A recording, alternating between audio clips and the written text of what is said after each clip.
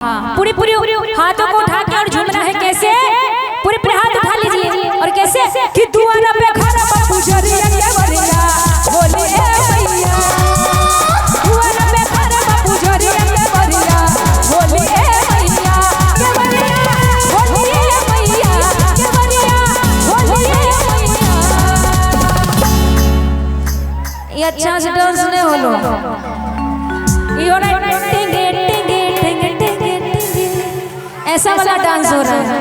नहीं, टेंगे टेंगे नहीं करना है, भक्ति में झूमना है, नाचना है। पूरे पूरे हाथ उठा के कैसे कि दुआरा पे खड़ा बापू जरिया के बरिया दुआरा पे खड़ा बापू जरिया के बरिया बोले भैया।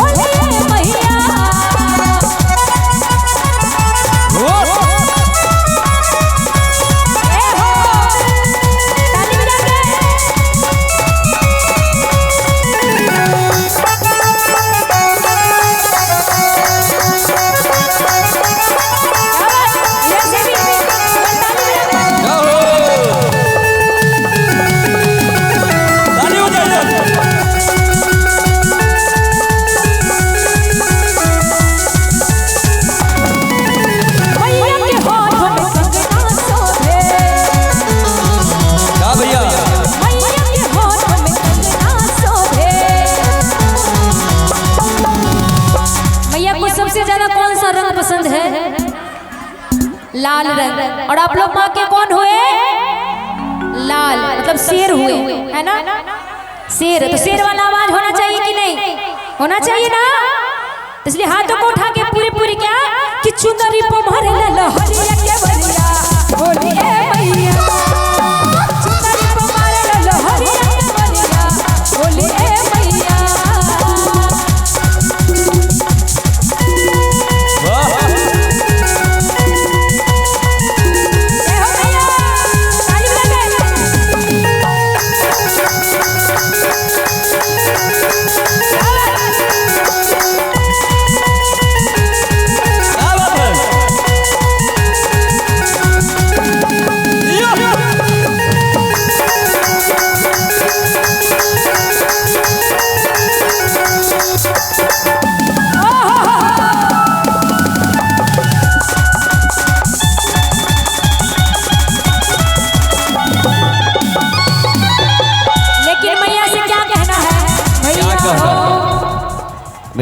तनी बर्दाश्त करी, वो लोग के टाइम नहीं हो जाएगी। हाँ, थोड़ा सा आप लोग भी रेस्ट कर लीजिए, है कि नहीं?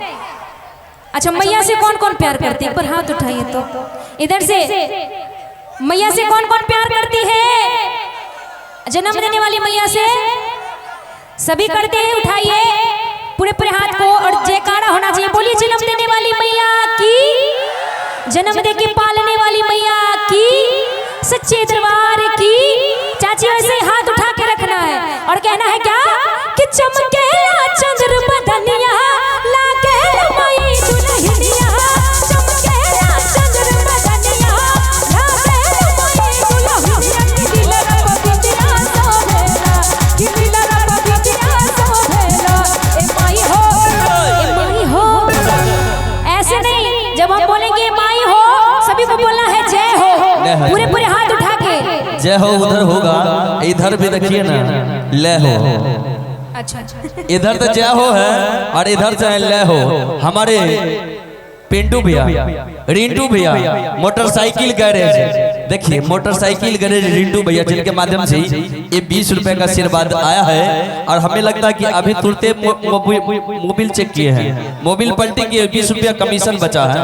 वही कमीशन भगवान करे कि अभी 10-20 और हो जाए, ताकि 10-20 और 20 तक आ जाए। क्या नीरज भैया सही बात है?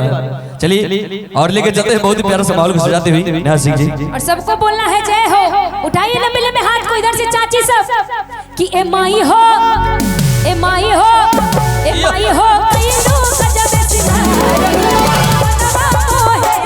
ए माई हो, कई लोग गजब सिंगार रूपवा मनवा मोहेला चमके ना चंद्र बदनिया लागे माई दुल्हनिया चमके ना चंद्र बदनिया लागे माई दुल्हनिया की दिलरा बबिया सोहेला की दिलरा बबिया सोहेला ए माई हो, ए माई हो, ए माई हो, कई लोग गजब सिंगार रूपवा मनवा मोहेला ए माई हो, कई लोग गजब सिंगार रूपवा मनवा मोहेला।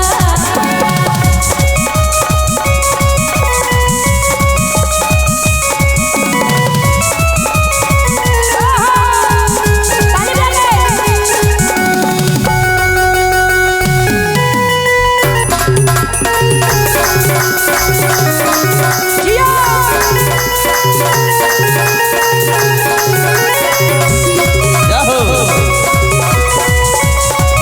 और हमारे म्यूजिशियन महोदय के लिए ताली बजाते हुए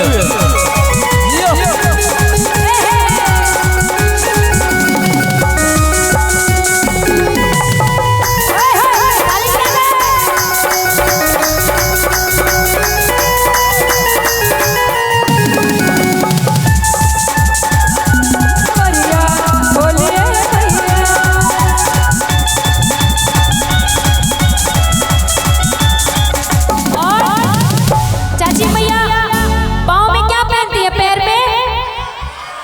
वाह, देखिए इधर से हमारे भक्तों को पता है क्या पहनती है मैया।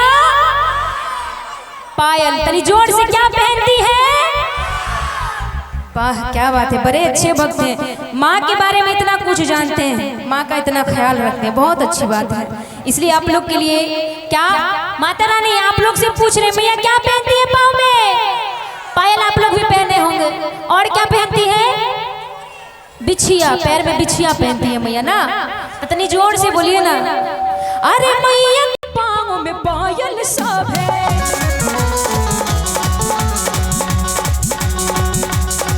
अरे मैया के पाँव में पायल सब है, मैया के पाँव में पायल सब है। और क्या? वाह जिया कि बिछिया पर मारे ललहरिया के बरिया बोलिए मैया, बिछिया पर मारे ललहरिया के बरिया बोलिए मैया के बरिया बोलिए मैया के बरिया बोलिए मैया। दुआरा पे दुआरा पे दुआरा पे दुआरा पे दुआरा पे दुआरा पे दुआरा पे घर बाबू डरिया के बरिया बोलिए मैया। दुआरा पे घर बाबू डरिया के बरिया बोलिए मैया। दुआरा पे घर बाबू डरिया ताली बजाते हुए बोलिए मैया। दुआरा पे घर बाबू डरिया के बरिया बोलिए मैया बोलिए मैया बोलिए मैया। बोली सच्चे दरबार की, शेरों वाली मैया की। वाह, अब पावर बढ़ रहा है धीरे धीरे। और जयकारा लगाने वाले छोटे बड़े भैया की क्या बात है। और मेरा कहना है कि बहुत ही प्यारा सा माहौल को सजाते हुए आपके बीच नेहा सिंह बने हुए इस